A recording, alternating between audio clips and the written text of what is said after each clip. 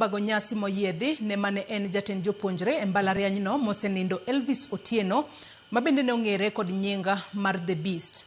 E nyasino mane oyuore gi gavana ma Mombasa Abdul Swamad Sharif Nassir kachiel kod jotelo mamoko, jopuonjre ne ochwalo ote mag lit kod kuyo ka giparogo Elvis mane owito ngimane apoya nono bang' podho. Jojaoko gi ler mathoth kowuok Mombasa.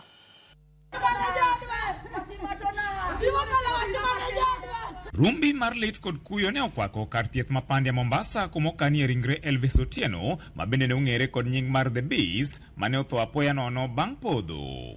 Kae, wede osiepe kachiel kod jopuonjre mane otelo ne gi mbalariany ma Mombasa ne jochopo mar chuo wang'i e ringre kaluwore kod uma malach mane entiere godo e telo mar rowere Mombasa.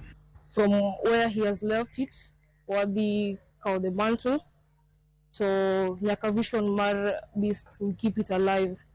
Gima lit, yoche ka bende wako uwanagi. Nyasaye ong'eyo. Ne wakwayo jopuonjre gi vijana Kenya mangima mondo bed gi chuny motegno. So kawuono wantiere gi kuyo maduong' kabisa kuom lalo achiel kuom jotelo madine wabedo godo jotelo mbele kucho to gi jotelo mineno kagi. Jogo mane nitiere gi geno, mane jo Kenya ne nitiere godo gi geno makiny. Social media te ywak. Nyaka jok manok wapar nong'eyo Beast ywak. Beast ne en ng'at ma chuny lilo.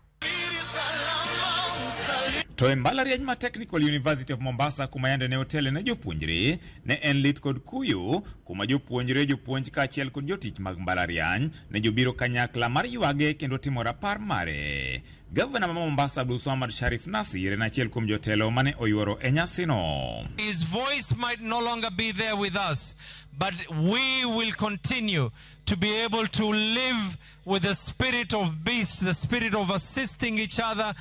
The student center that was meant to empower the students of TUM. With a lot of humility, I request that it should be called the Beast Center in honor of Beast.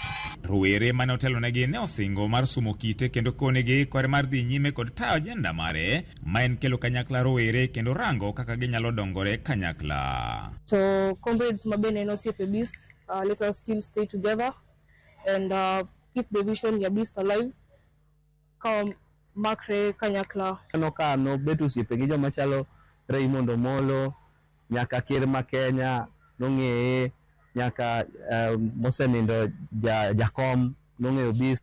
Onge chieng' mora mani nyalo wuoye gi Beast notim gimoro tichakelo we kendo ni ma be ne ok itimo makare. Notimo maber ma any assignment mane miye mondo tim. Beast ne bro timo to the maximum level back. Kendo wadhi kowe gi mor motegno because we are celebrating a life well lived but cut short. Mane gima leto wani.